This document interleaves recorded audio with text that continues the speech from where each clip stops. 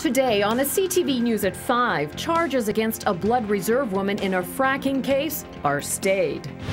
Plus, something that we have mixed emotions about revisiting. It's it's very painful, but at the same time, I think the value is in that it can help someone else. Why 4 years later, a southern Alberta family is launching a lawsuit over the drowning of their 5-year-old daughter at Lake Newell. CTV News with Jackie Scantlebury.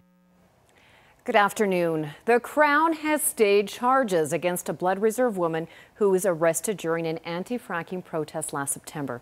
Lois Frank was scheduled to stand trial on charges of intimidation for blocking trucks on a well site access road. And Frank says she's relieved to be done with the court process, but says the outcome doesn't address the larger issues of lack of leadership and need for consultation with band members. Terry Boat reports. Lois Frank says she came to court loaded for bear, with maps, photographs, and a binder full of letters, documents, and legal arguments.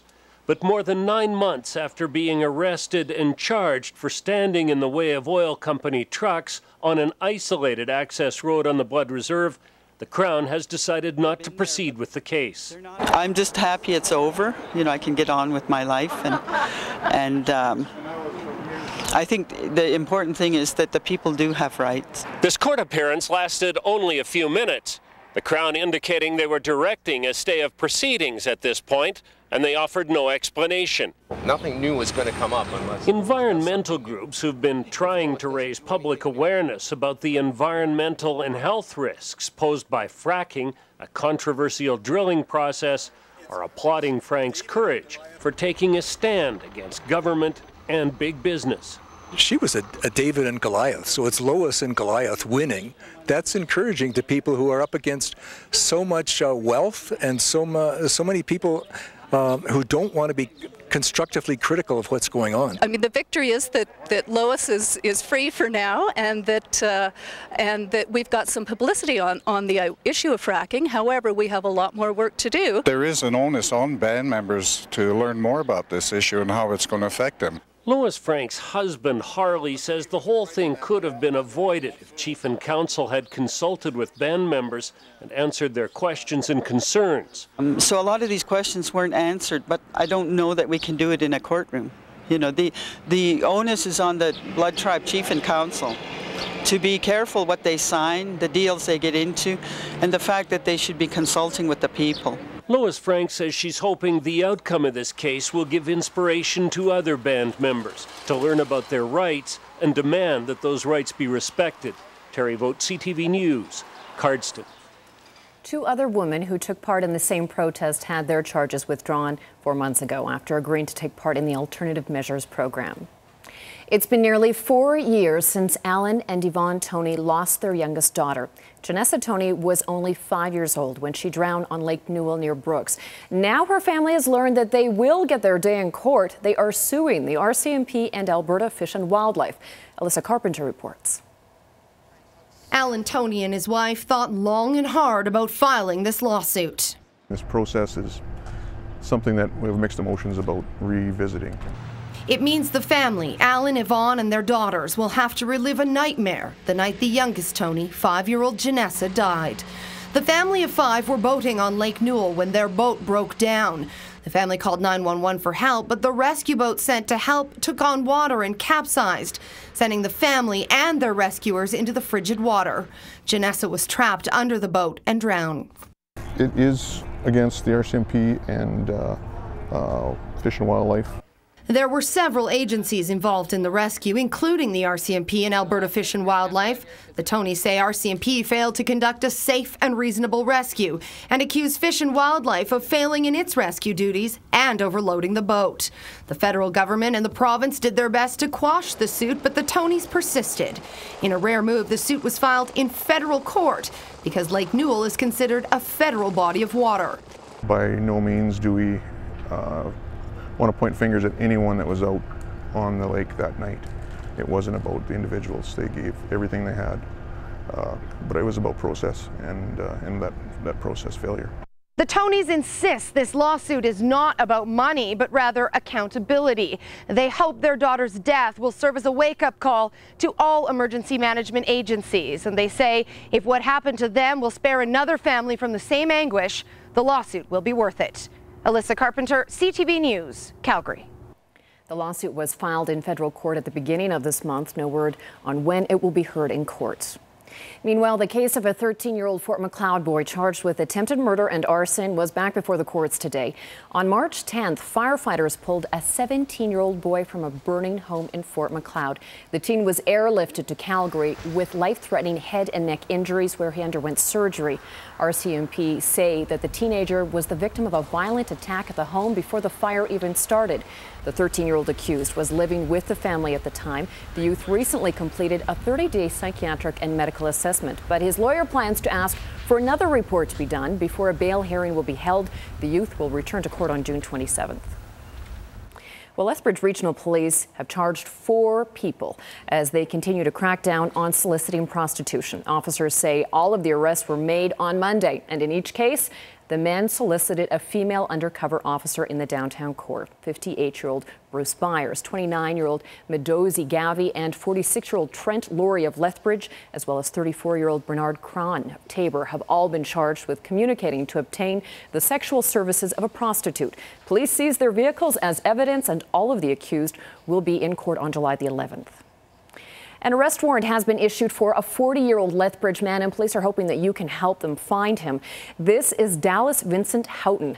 Officers say he made some threats against a woman and her friend, and he has since been charged with uttering threats to cause death or bodily harm.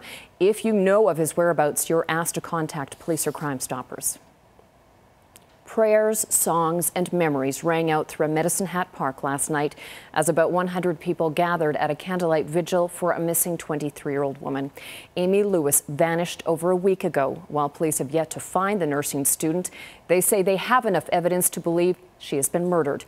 With her candles lit, Amy's family, friends, and even strangers shared memories and stories. They spoke of her kind heart and love for cooking, and many are still hopeful that their loved one will be found safely. I believe in God, and I believe that He speaks through people, and I think that the candle lighting every night is hope that she's still out there somewhere, still breathing, still waiting for us to find her. She means the world. Like, she was my absolute favorite person. She's the sweetest girl you would ever know, and she was always willing to help anybody. Police have charged 34-year-old Jerison Stepanski in connection with Lewis's disappearance. And the man accused of killing 3 of his fellow armored car guards and critically injuring a 4th in a robbery is now back in Edmonton to face the charges. Travis Baumgartner was arrested Saturday when he attempted to cross into the U.S. near Abbotsford, BC. Baumgartner has been charged with 3 counts of first-degree murder in the shooting deaths of Eddie Rajno, Michelle Shiglensky, and Brian Islick. He was caught with $330,000.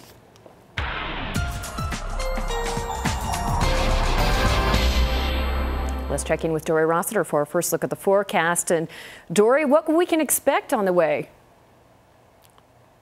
Well, Jackie, summer is arriving pretty much right now. 5:09 p.m. is when summer officially arrives here. And, you know, it was a pretty nice day all in all. We had some threatening clouds, a little bit of convective energy just due to daytime heating, not from any system moving through the area. Tomorrow, area of high pressure is going to be dominating the weather. I'll tell you what that means in a couple of minutes when we come back with weather. Sounds good. Thanks, Dory.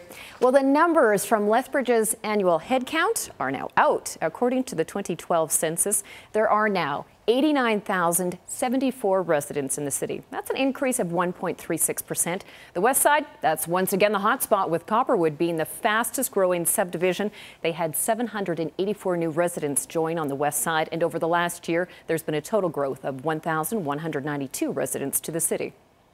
The City of Lethbridge is asking for your input on its transportation needs. Officials will unveil its roadway and transit plans at a pair of open houses tonight. Both sessions run from 5 until 8:30 in West Lethbridge at the University Drive Alliance Church, 55 Columbia Boulevard West, and the other is at the Fritzik Gym. That's at 420 11th Street South. Well, the Lethbridge Fire and Emergency Services is celebrating 100 years in our community. Today, the department welcomed the community into their 5th Avenue North location. Residents had a chance to tour the station and see their training facilities. The Lethbridge department is the oldest integrated fire and EMS service in all of North America. They're celebrating the anniversary all week, and until Friday, there will be displays in the City Hall foyer illustrating the history of the department. We're the oldest in North America of an integrated fire EMS system, so we're extremely proud of that. And many of the people that have brought us here over the years, we certainly know that their contribution is recognized today and throughout the week and on in the years to come. The fire department has invited a member of our CTV newsroom to come train as a firefighter. We'll have that story on our news at 5 tomorrow. A Lethbridge nursing home is celebrating some milestone birthdays for a few of its residents this month. There are happy thoughts, your hearts to fill. Nora Taramura turns 104 years young in June. She's among 6 residents at the Garden View Lodge celebrating their birthday this month. The others range in age from 83 to 94. Family and friends gathered this afternoon to eat cake and share memories. We asked, what's your secret to staying so young, Nora? Keeping busy, helping other people. Special birthday party for you today. What? Special birthday party for you today. Oh. 104. Who did it? You. You're 104. Okay? No. No, she's not. Lloyd Saletto, a well-known Southern Alberta performer, helped to provide the entertainment at today's party. Time now for a look at today's markets.